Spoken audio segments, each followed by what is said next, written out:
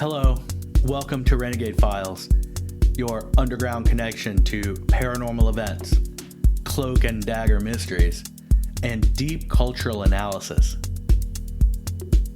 I'm your host, Lex Gordon, sending you this secret signal from the Jungle Villa outpost deep in the uncharted tropics. This is Renegade Files episode 109, The Strange Case of Elisa Lam and the Cecil Hotel. Fair warning, this episode contains topics of death, murder, foul play, supernatural theories, prescription side effects, mental illness, specifically depression, bipolar disorder, and hallucination, and police procedural descriptions of a crime scene. If any of these subjects are uncomfortable for you or those within listening range, please tap your way to one of our other over 100 episodes. In February 2013, 21-year-old Canadian college student Elisa Lam vanished while staying at the Cecil Hotel in downtown Los Angeles, a location already infamous for crime, unsolved deaths, and a very troubled history. After nearly 3 weeks of searching, Lam's body was discovered at the very hotel from which she had vanished. Her death was officially ruled as accidental, and law enforcement concluded there was no evidence of foul play. Yet the details that surfaced around the case ignited worldwide speculation and debate. Elevator surveillance footage showed Lam behaving very strangely, and many questions arose, such as, what exactly is happening in the bizarre elevator footage? How did she access the locked rooftop? How did she get into the location where she was found? Independent investigators examined the timeline, police search procedures, the autopsy information, Lam's past, and other details to discover many odd coincidences.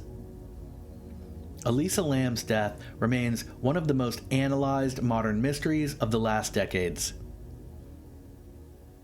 The Cecil Hotel's long and dark reputation, the digital culture surrounding true crime, and the thin line between official conclusions and public skepticism all converge in this unsettling story.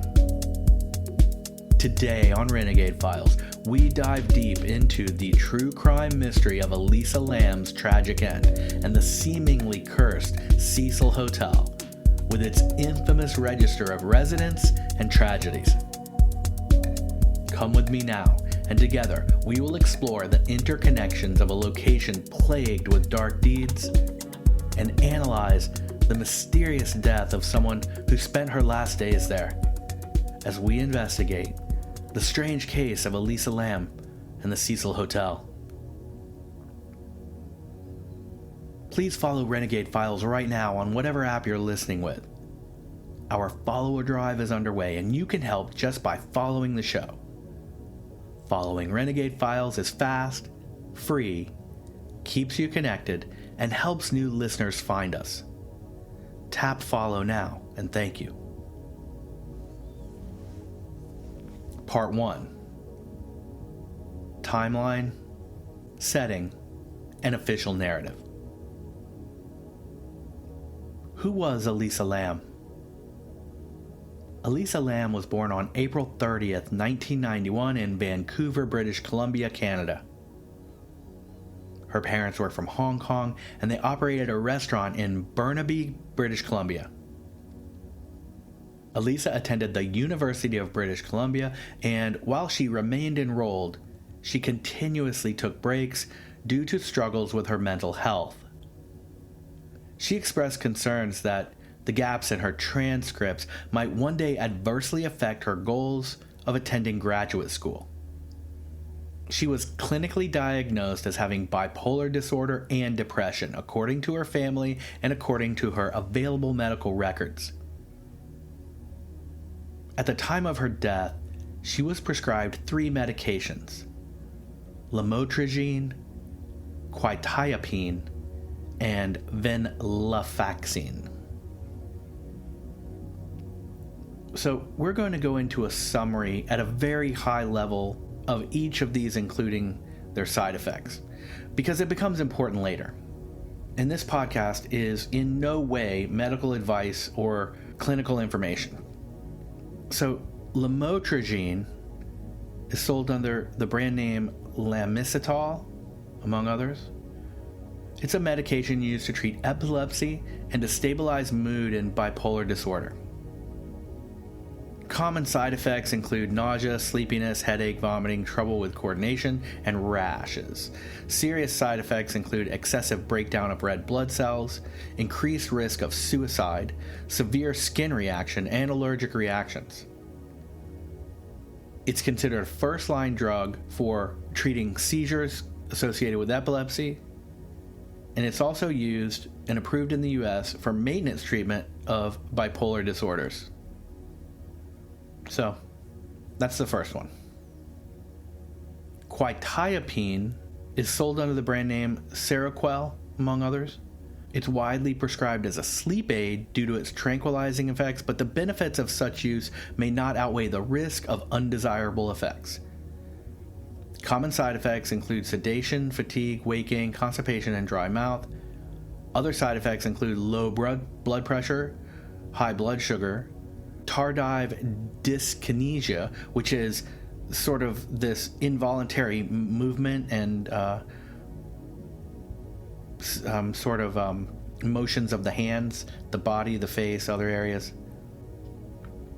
In those with bipolar disorder, the drug is used to treat depressive episodes. So, under the listing of adverse effects, it has 4 that are very common. So this would be more than 10% incidence: dry mouth, dizziness, headache, and drowsiness. Then it has about 20 or 22 of what they call common side effects. So abdominal pain, constipation, vomiting, increased appetite, backache, tremors, agitation, nasal congestion, fatigue, pain. So all the usual suspects. And then underneath what they consider rare, so less than 1% adverse effects, probably let's see, how many? Say probably. I don't know, a dozen or so. And one of those is suicidal ideation. So that is the thought process of having ideas or ruminations about the possibility of dying or taking one's life. It's not a diagnosis, but it's a symptom of other sort of mental issues, so they say. And then the third drug that Elisa Lam was prescribed was venlafaxine. It's used to treat major depressive disorder, generalized anxiety disorder, panic disorder, and social anxiety disorder. Studies have shown that it improves PTSD, and it may also be used for chronic neuropathic pain. Listed under its adverse effects, it can increase your eye pressure if you have glaucoma, and an increased risk of suicide. The U.S. Food and Drug Administration requires that this drug and all antidepressants, including others, carry a black box warning with a generic warning about a possible suicide risk. A study conducted in Finland followed more than 15,000 patients for 3.4 years. Venlafaxine increased suicide risk by 60% as compared to no treatment at all. Okay, so those were the medications that Elisa Lam was on. All 3 of them apparently have suicidal ideation as a side effect. She was a reader and a prolific writer and a blogger, and her last active content was posted mostly on Tumblr under the title Nouvelle Nouveau, which can still be found. She used blogs to keep journals of her travel plans, make fashion posts, express her struggles with depression, both her understanding and confusion about life, and her many personal reflections. So this was someone who sort of put her feelings out there in a very vulnerable way at a time that was not the common thing. So sort of brave and maybe a reflection of her desire to move on or heal or figure things out. Sometimes she posted hundreds of times a day. So I'm just going to randomly jump through her blog and read a few of her posts. Many of them are quotes by other writers. The tagline at the top of her blog is by Chuck Palahniuk, and it says, "You're always haunted by the idea you're wasting your life." And I think that all of us can relate to that, or many of us, and all of her posts are not as dark, but many are. Here's one: "Frustration, although quite painful at times, is a very positive and essential part of success." And that's from Bo Bennett. And here's another one by Mark Twain, attributed to: "There was never yet an uninteresting life. Such a thing is an impossibility. Inside of the dullest exterior there is drama, a comedy and a tragedy."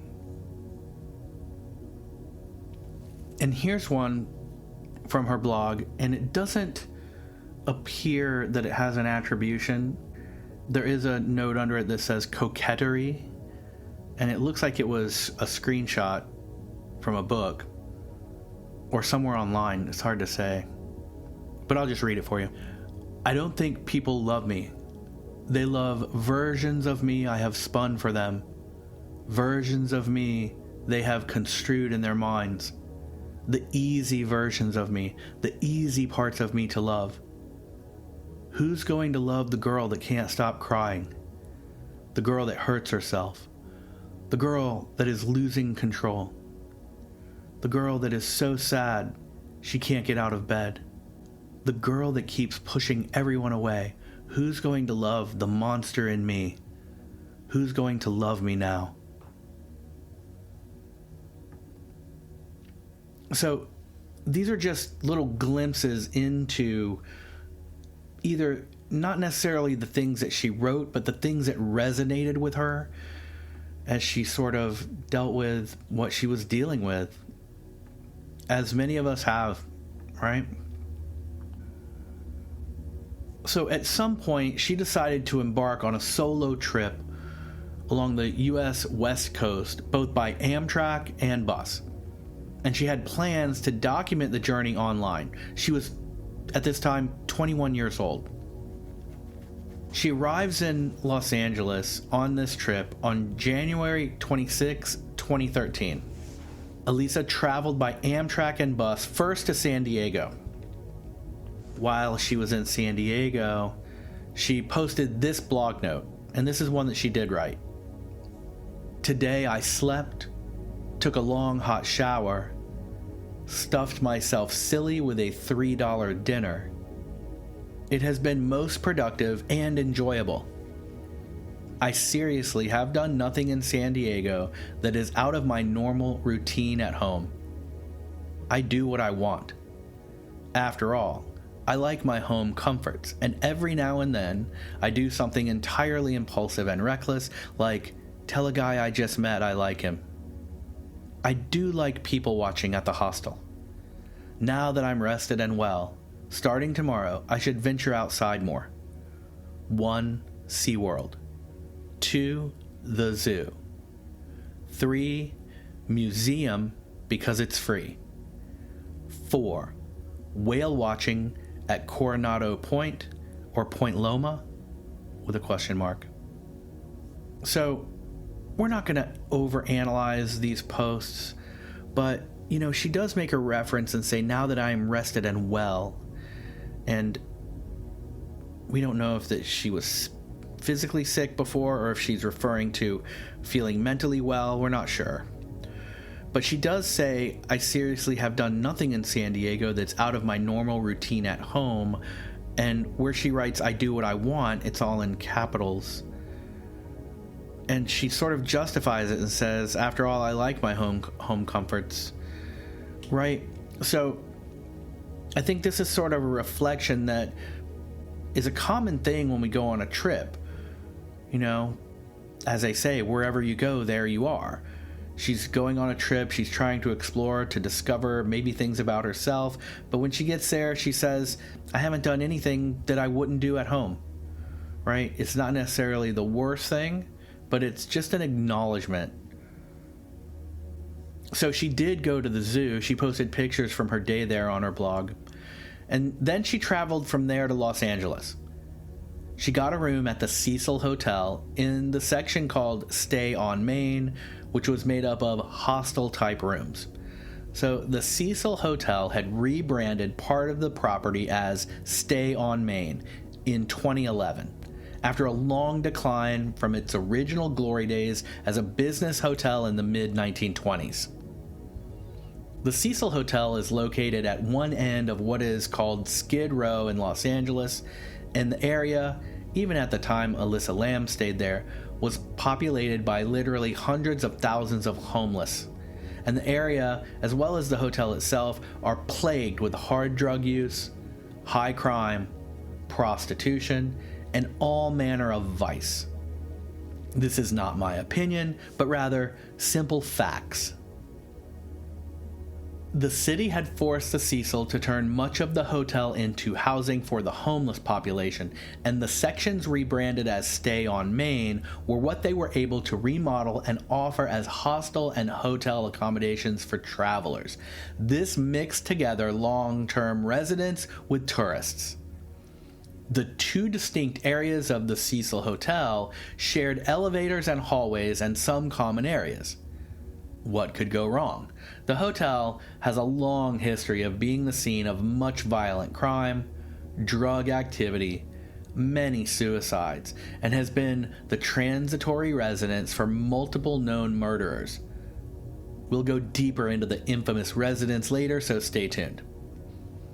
Originally, Elisa Lam was booked into a shared female hostel-style room, but she was soon moved to a private room after her roommates complained about her, quote, odd behavior. According to Amy Price, the manager of the Cecil Hotel at the time of Lam's disappearance, Lam was allegedly leaving sticky notes for her roommates that said things like, go away and go home, and locking the door while they were gone, then making them guess a password to get back in when they returned. So they gave her a private room. Another post from her blog, which is a quote from Richard Wright's book, Black Boy, reads, I walked home slowly, asking myself what on earth was the matter with me, why it was I never seemed to do things as people expected them to be done. Every word and gesture I made seemed to provoke hostility. I had never been able to talk to others, and I had to guess at their meanings and motives.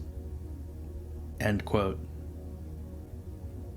A few days before her disappearance, she attended a live taping of the Conan O'Brien talk show in Burbank, but she was escorted off the premises by security due to what facilities officials described as disruptive behavior. Throughout this time, she maintained contact with her family with daily phone calls. Her last phone call to them was on January 31st, 2013, New Year's Eve. The disappearance timeline. The last confirmed sighting of Elisa Lam at the Cecil Hotel was on January 31st, 2013. She was seen by staff and recorded on security cameras. She was supposed to check out on the next day, but failed to ever do so. She also did not call her family on February 1st, the same day she missed her checkout time, and this is when her family first alerted the LAPD that their daughter was missing. Now, a 21-year-old girl in LA who fails to check out of her hotel room when she's supposed to on New Year's Day following New Year's Eve is probably not a 3-alarm missing persons case on her first day missing for the Los Angeles Police Department. But they did send officers to search the hotel. But initially, they just kind of walked around the hotel and the hallways and asked if anyone had seen her and when. Some of the hotel staff looked for her as well. At that time, the police didn't have warrants to search any of the other rooms, and they found her room in neat order with some of her belongings still in it. But 5 days passed and no sign of Elisa Lam.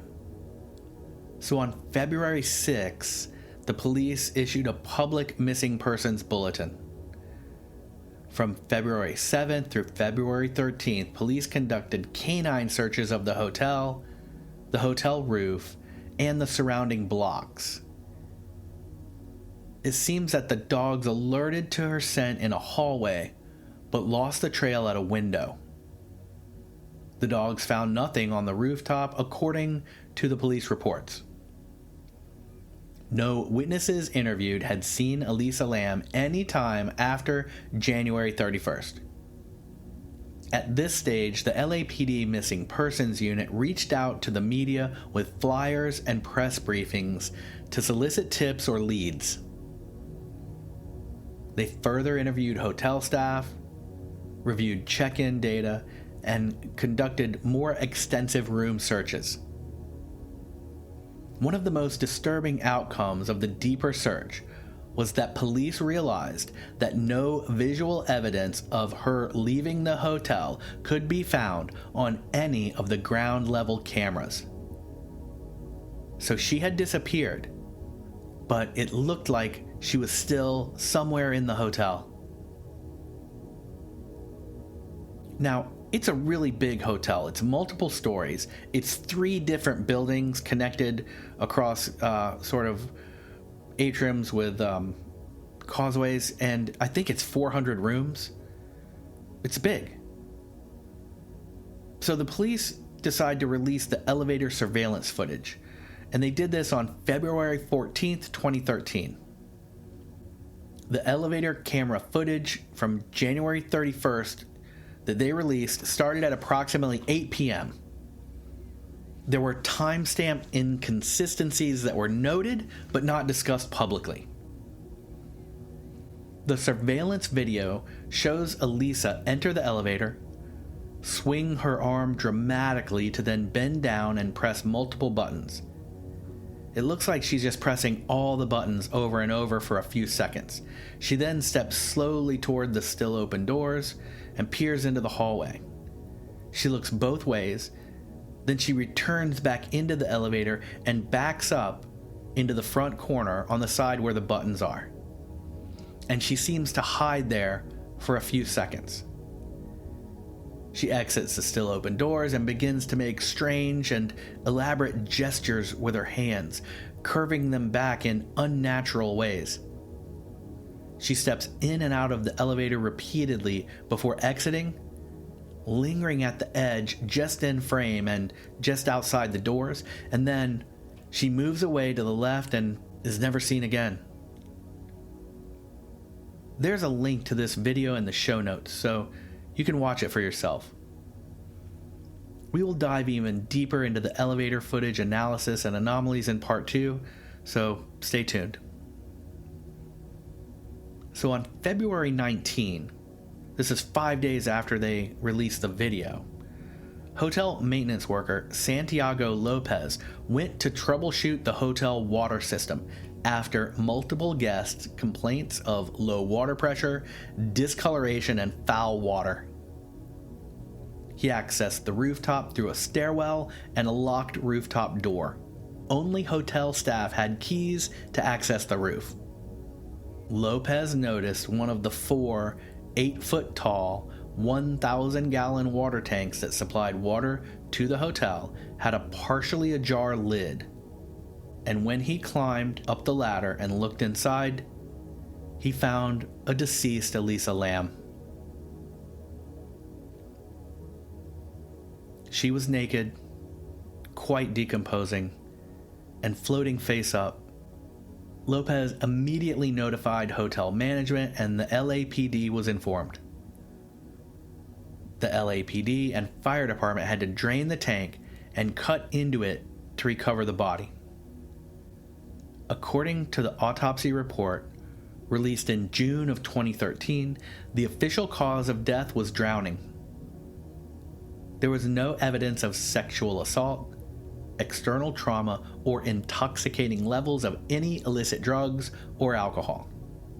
She had therapeutic ranges for some of her prescription drugs and subtherapeutic levels for others. In other words, she had been taking some of her bipolar and depression medicines, but not taking all of them.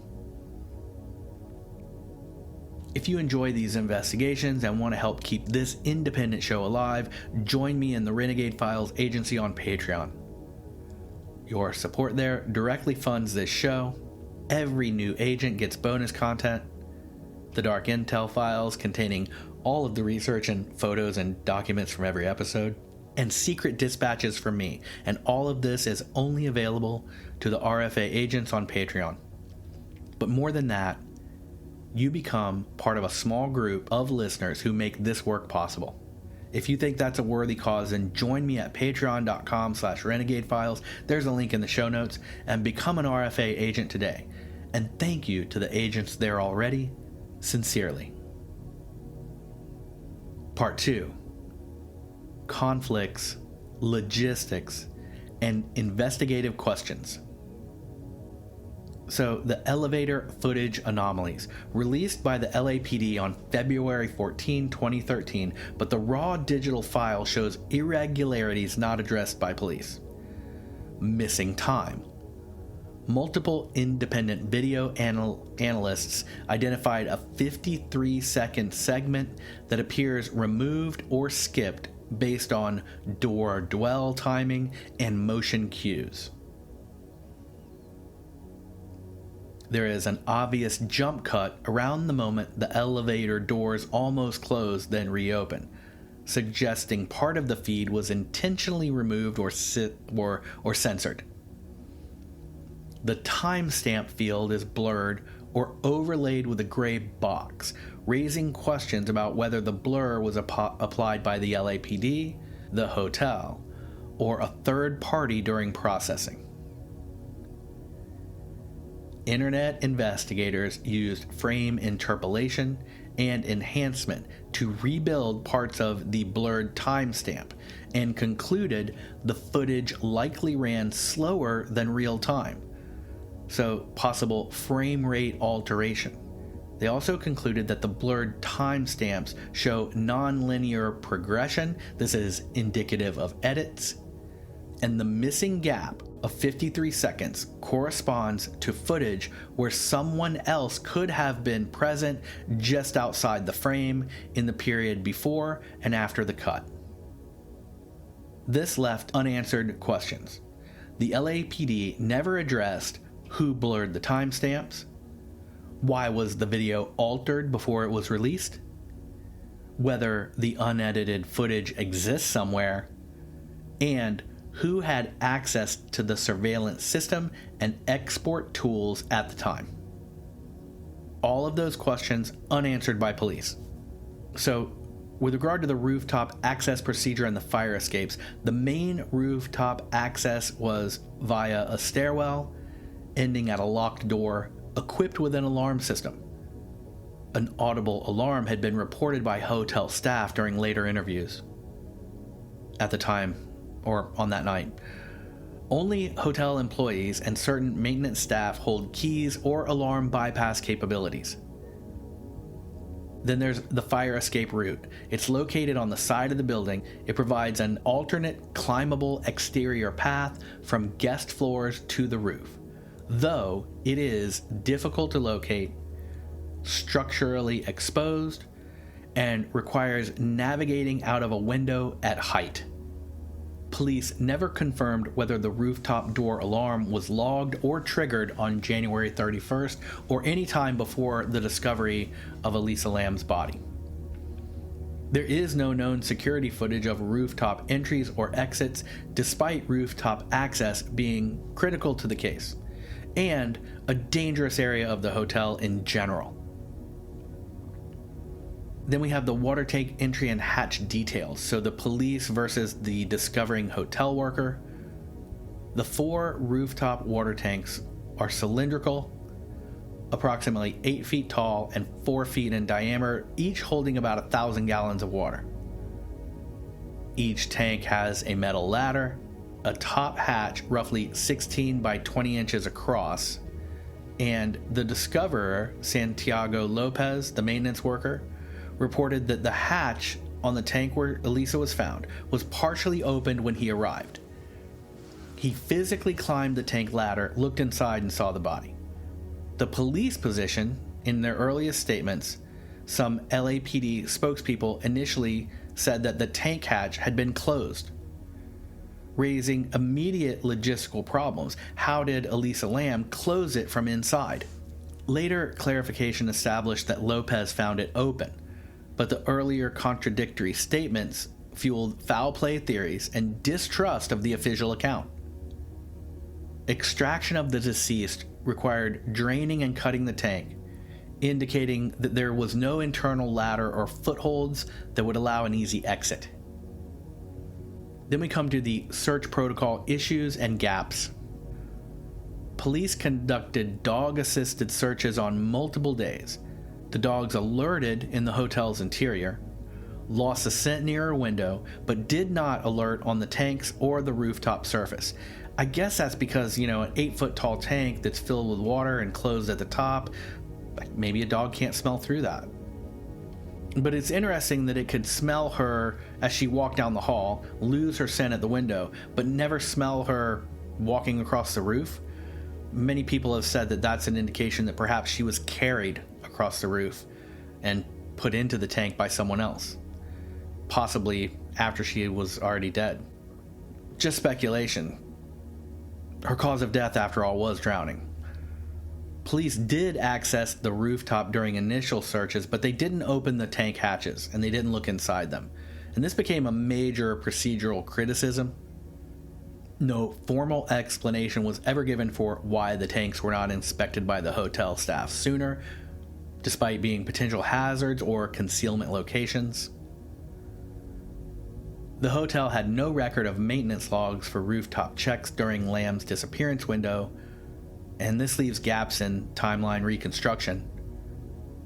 Police confirmed no fingerprints or forensic swabs were taken from the ladders, hatches, or tank surfaces due to, quote, impracticality after water exposure and delayed discovery. So, there's that. The only hotel witness statement confirmed during the disappearance window was hotel desk staff who last saw Elisa Lam on January 31st.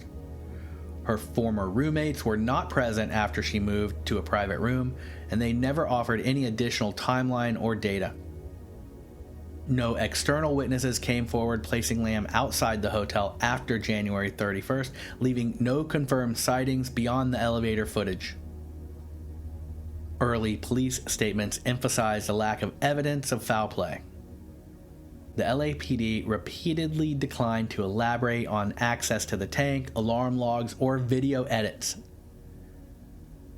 Autopsy communications stressed the role of bipolar disorder, shaping the official accidental drowning narrative. Lam's family did sue the hotel for negligence involving the unlocked water tanks and roof access, but a judge ruled that a determined person could access the roof even if the hotel had it secured by a locked door, and the case was ultimately dismissed.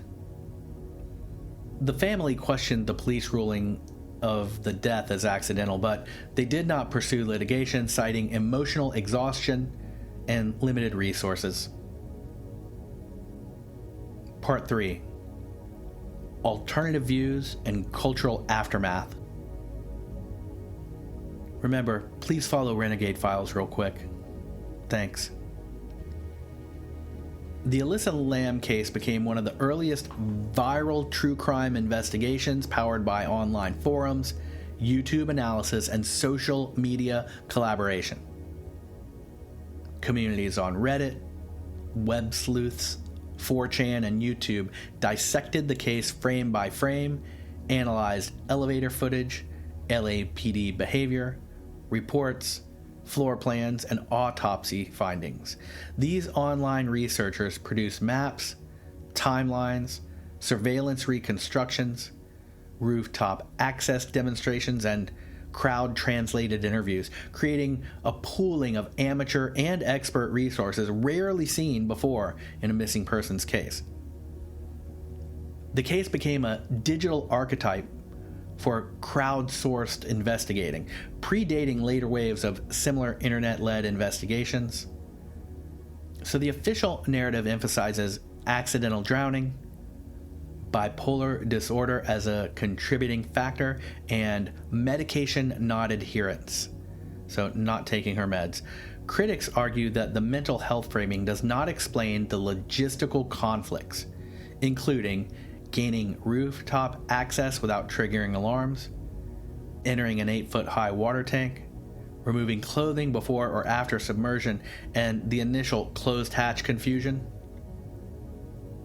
Alternative theories include coercion by another person, encounter with a violent hotel resident, stalking or a targeted attack, human trafficking or drug-related activity. These theories are fueled by logistical improbabilities rather than emotional speculation, and persist due to lack of transparent investigative closure. So what happened was, once the coroner ruled that the person had drowned by accident, the police were out of it. They sort of just were like, we're done. And that's understandable. The LAPD has a lot of work to do.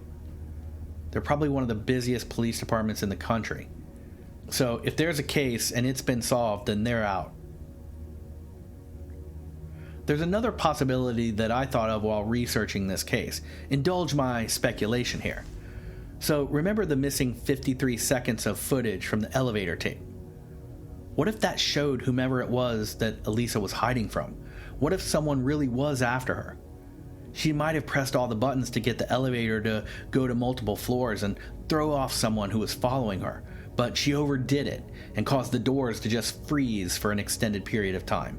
Elevators do stuff like that. I mean, if she wanted to end her own life, how would she even know there were huge water tanks on the roof in the first place?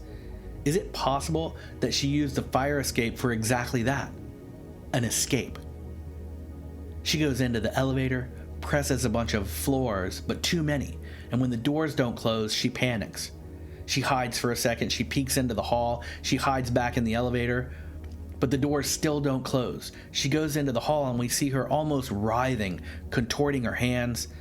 This could be her anguish, talking to herself, trying to decide what to do, as if she knows whoever it is coming.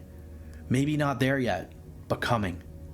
She might hear the footsteps in the hollow stairwell. The elevator's still stuck, so she leaves, out of the frame to the left, and gone. Then in the 53 seconds of missing footage, the person stalking her could have walked by the open doors. But she had fled and gone out the window in the hallway where the police dog had found but then lost her scent. This leads to the fire escape. Out the window, up the fire escape, and onto the roof to get away from someone on her trail. Looking for a place to hide, she sees the large tanks and the ladders up to their tops. She opens the lid and slides down into the dark water. No one would even think to look for her in there.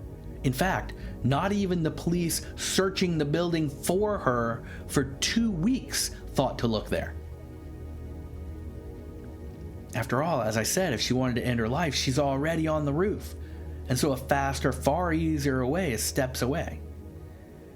And it's possible that when she entered the tank, the water was high enough for her to swim up to the opening and get back out. Maybe she could have thought at daylight.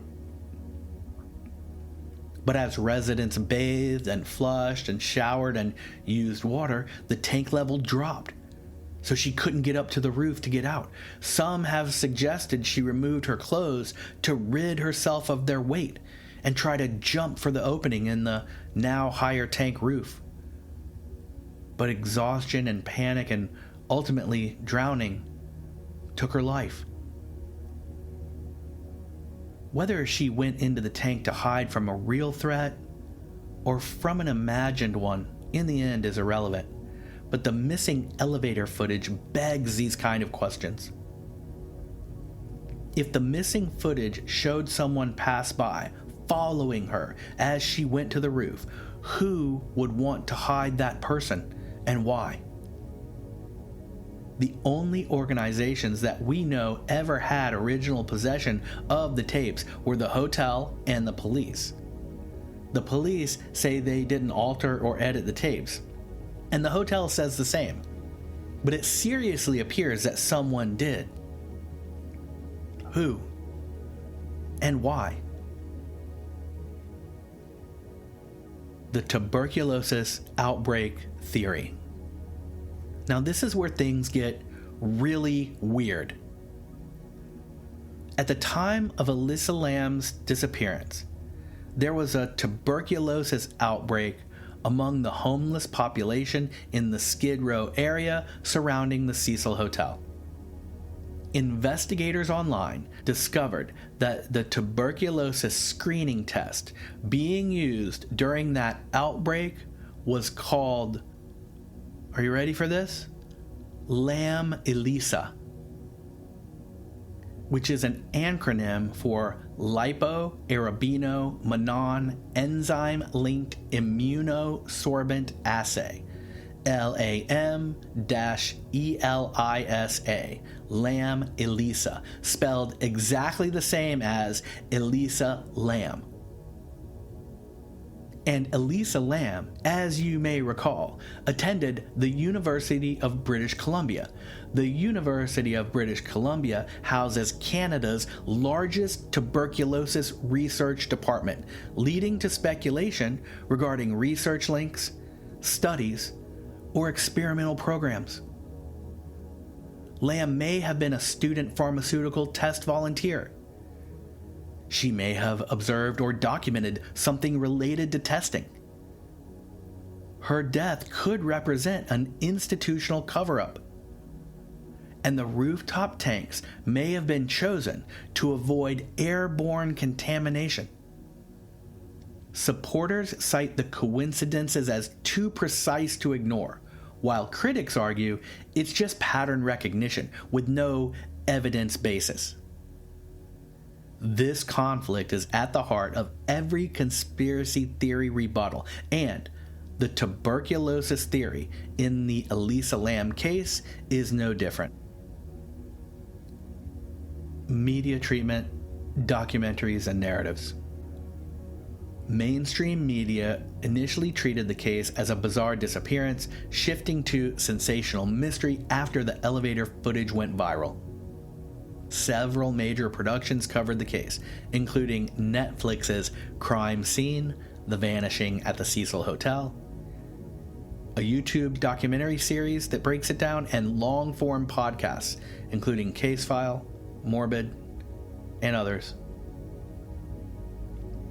Media often framed Elisa Lam as a vulnerable traveler, a mental health case study, a paranormal mystery due to the mysterious elevator footage.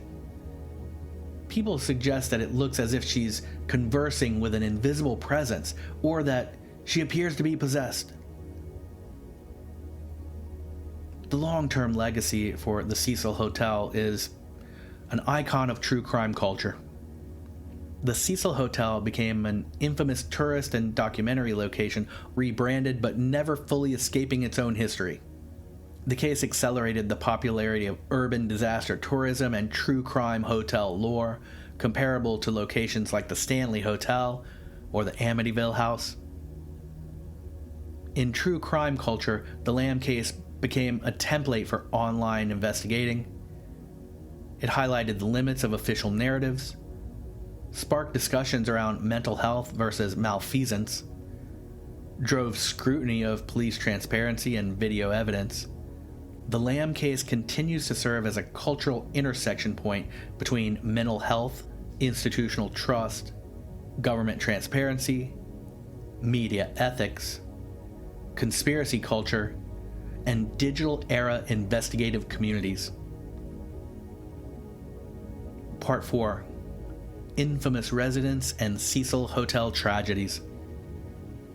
So there are a few nefarious residents in the past. Richard Ramirez, also known as the Night Stalker, stayed at the Cecil during part of his 1984-1985 killing spree in Los Angeles, during which Ramirez murdered at least 15 people. He had a troubled childhood that included abuse by his father that caused brain damage. He started abusing drugs at the age of 10, became fascinated with the macabre in his teens thanks to his older cousin, who was a Vietnam veteran with schizophrenia and PTSD, who extensively bragged about the violent war crimes he had committed, and who killed his wife in front of Ramirez when Ramirez was 15. Ramirez showed no remorse and died while awaiting execution. He reportedly disposed of his own and victims' clothes in dumpsters near the Cecil Hotel and returned through the back entrance to avoid attention. This is based on police and biographical accounts. Then we have Jack Unterweger. He was an Australian journalist turned serial killer. He stayed at the Cecil in 1991 while researching crime in the U.S. He killed 3 women in Los Angeles and was eventually caught and convicted. He had also killed people in Austria. I might have said Australian. He was Austrian. Sorry. These are 2 of the worst that we know of who have lived at the Cecil Hotel. In the 1930s through the 1960s, the Cecil was known for a very high frequency of suicides, including poisonings, gunshots, and many jumping from windows. The media commonly referred to the building as Hotel Death during the mid-20th century. One of the most known tragedies in 1962, a woman jumped from the 9th floor and landed on a pedestrian, killing them both. This is a detail that's often repeated in documentaries about the hotel. From the 1970s to the 1990s, crime, drug overdoses, violence, and unsolved assaults continued, reflecting the worsening state of the hotel and the surrounding neighborhood. In the Netflix documentary, the previous manager of the hotel said that people would check in and ask, "Is there any room where someone hasn't died in?" That's the one they want. It's crazy. So, the hotel sits adjacent to Skid Row, which is one of the densest populations of homeless and mentally ill individuals in the U.S. Skid Row's crime profile historically includes violent assaults, narcotics trafficking, mental health-related incidents, and infectious disease outbreaks. This geographic context creates a constant flow of police, paramedics, and coroners, making the hotel a magnet for tragedy and anonymity. Also, it's mixed use as homeless shelter and hotel for the public. All the usual things have been recorded there: assaults, overdoses, domestic violence, unattended death. Due to transient guests and long-term residents, identifications are often delayed, adding to the hotel's mysterious crime legacy. So it's just a nightmare. True crime communities frequently cite the Cecil as an example of a place-based haunting, so not in the supernatural sense, but as a building that accumulates trauma and stories over time. All of this is allegedly. I have no problem with the Cecil Hotel personally. Not gonna book a stay there when I head to Cali, but that's just me. In the end, it is the case that Elisa Lam drowned. The mystery is, did she go into the water tank on her own or not? She wasn't battered and showed no signs of struggle. Perhaps she climbed in to hide from someone she felt was a threat, or because she suffered from mental illness and imagined the threat, or because she was clinically depressed and bipolar and on 3 medicines, all of which have suicide as a side effect. Or did she run afoul of some botched drug testing program? Or was the tuberculosis breakout in Skid Row part of some controlled field test from the university she went to, and she knew too much? There are known and proven cases of officials contaminating the public, and in California for that matter. In 1950, the U.S. military conducted a secret experiment called Operation Sea Spray, where they sprayed 2 different deadly bacteria over San Francisco to study the city's vulnerability to a biological attack. This experiment may have contributed to 1 death and several illnesses among residents, and this absolutely happened. You can look it up online. Operation Sea Spray. So, many things are possible. And when we try to figure out Elisa's actions, we do so, in many cases, with healthy minds and common perspectives. This is why we ask questions like, if she wanted to end her life, why not do this or that instead of what she did? This assumes her death was intentional and her decision-making rational. People with extreme mental issues can behave in unexplained ways, and those ways often elude logical analysis. Another blog post by Elisa, a line from Virginia Woolf, reads, "Why," she reflected, "should there be this perpetual disparity between the thought and the action, between the life of solitude and the life of society? This astonishing precipice on one side of which the soul was active and in broad daylight, on the other side of which it was contemplative and dark as night."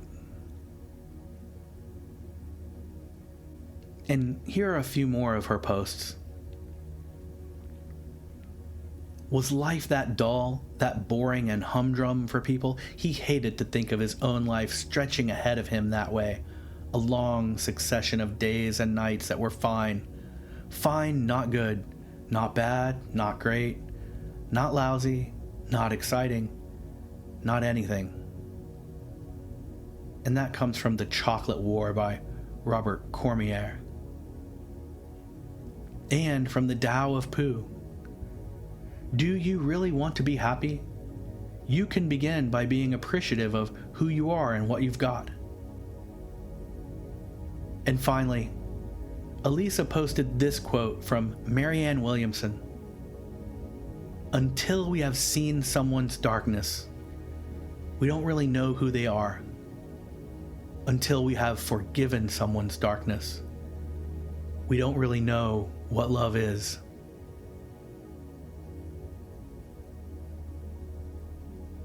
I wish Elisa peace and happiness, and pray she's in a better place now. And I wish this for her family as well.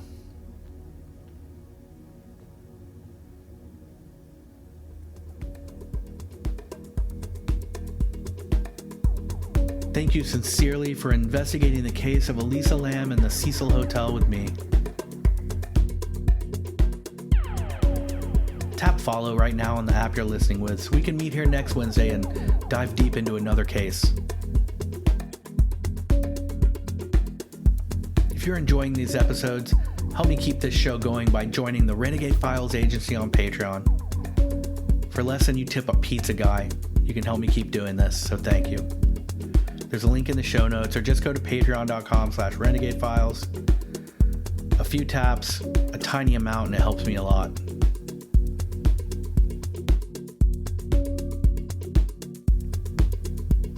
Remember, you make this mission possible.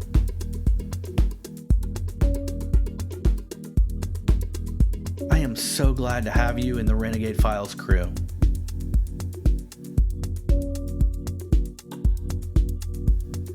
Until next week, I'm your host, Lex Gordon.